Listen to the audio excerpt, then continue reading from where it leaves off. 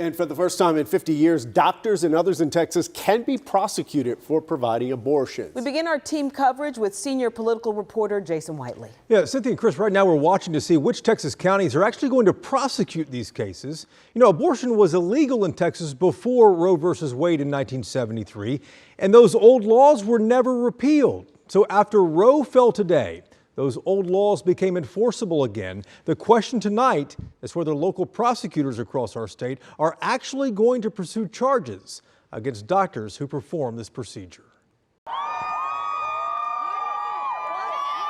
Teach us women, we won't go back. Of all the issues we debate today, perhaps nothing stirs a more visceral reaction than this. For the first time since 1973, Texas can now prosecute someone for performing an abortion. In Dallas County, though, that's not going to happen. District Attorney John Creuzot tweeting, "I want women across Texas and especially here in Dallas County to rest assured that my office will not stand in the way of them seeking the health care they need."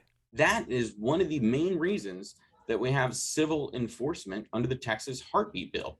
We knew that the major urban DAs weren't going to want to enforce these things, so we allowed for civil remedies. Civil remedies, which mean anyone can sue to enforce the law.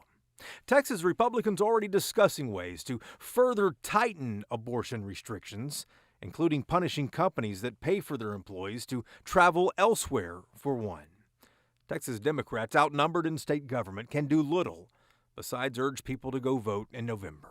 You know, what gets me is during the pandemic, we had the access to the vaccine, and so many people reached out in the state of Texas saying, my choice, my body, I don't want to have to take the vaccine, don't make decisions over my body. And yet they support a law that would do just the same for those who do not share their views. Until now, Texas reported about 50,000 abortions a year. Outlawing the procedure likely means more newborns in this state and a greater strain on social safety nets, something legislative leaders say they will prepare for. Now that more moms and more babies are going to need help, look for us to expand funding to find more ways we can provide tangible help. A landmark legal decision, likely to create consequences not yet known. So, Jason, if abortions are illegal in Texas right now, how do things change when these so-called trigger laws take effect? Yeah, Chris, today's Supreme Court decision essentially, triggered a bunch of new laws to finally take effect. And the new laws are going to be merged in with the old ones. So, for instance, the old law made it a misdemeanor to provide an abortion in Texas back before 1973.